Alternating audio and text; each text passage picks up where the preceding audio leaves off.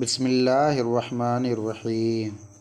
حضرت معاذ بن جبل بیان کرتے ہیں کہ حضور اکرم صلی اللہ علیہ وسلم نے فرمایا، الا اخبرک عن ملوک الجنہ، اے معاذ کیا میں تمہیں جنت کے بادشاہوں کے بارے میں نہ بتاؤں؟ میں نے کہا بلا یا رسول اللہ، حضور کیوں نہیں، آپ ارشاد فرمائے۔ قال رجل ضعیف مستضعف ذو تمرین لا یوبہ لہ لو اقسم علی اللہ لابرہ۔